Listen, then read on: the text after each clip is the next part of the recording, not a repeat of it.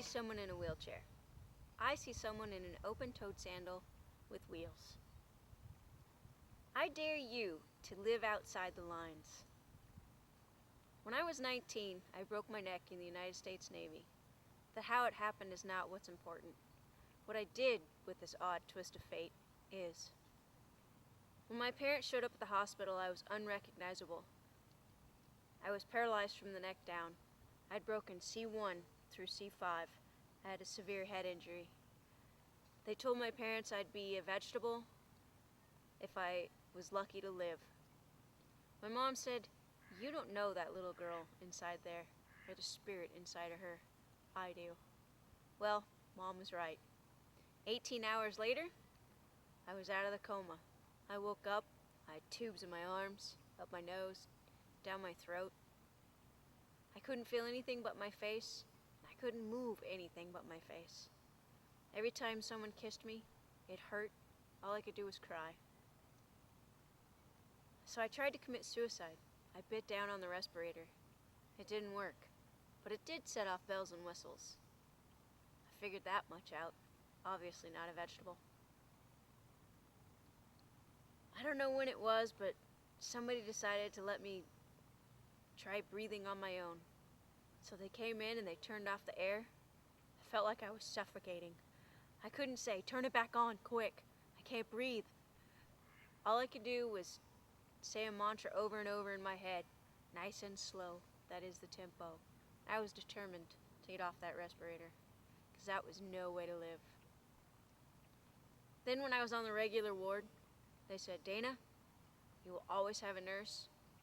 You're never going to be able to take care of yourself." I said, "No way. That doesn't work for me." 3 years of hard work, crying, frustration, anger, a lot of support from the family, an excellent physical therapist at Seattle VA. I did it. I was determined enough. I was independent in my wheelchair. I started playing every wheelchair sport I could possibly get my hands on. Wheelchair rugby, hand cycling, skiing, everything I could do. I got married, I learned how to drive an 18-wheeler, and then about age 25, I hit a wall. I thought, is this really it? Am I really going to be in a wheelchair the rest of my life? I started to get depressed. My marriage was going bad. And then I ran into a book called Manifest Your Destiny by Dr. Wayne Dyer, and the 9 Principles of Manifesting. The book changed my life. I adapted these principles to my own life, and what they said to me was see it, believe it, make it happen. Meditate to the sound of awe, like in God. Be authentic in your thoughts and actions. And I did that. And I added one more. Do the work. So I challenge you to make your dreams happen. Be authentic in your thoughts and words. And do the work. And to me, that meant whatever it took, whatever I could get my hands on. I've been to Mexico, India, China, Dominican Republic for stem cells. I even sold the house I lived in. I've worked with personal trainers. And I can now walk. I'm not independent from the wheelchair yet. Yet being the operative word.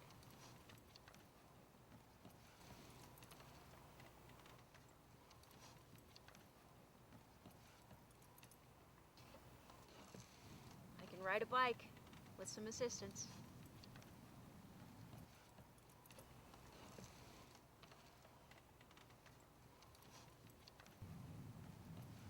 Ski standing up. I've invented my own ways of cross-country skiing.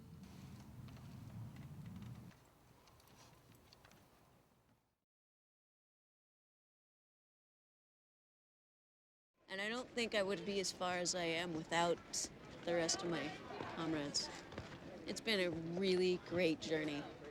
I've met some of the most wonderful people that I would never have had the chance to meet. So can you explain to me, why do you use the wheelchair? You can't walk, you can stand. Walking's not functional enough yet. It's still more functional and getting around in the chair, and once it becomes functional, yeah, I'll get out of it. If I could actually, if I could fall down, get up from the ground, I'd walk around, but I can't get back up.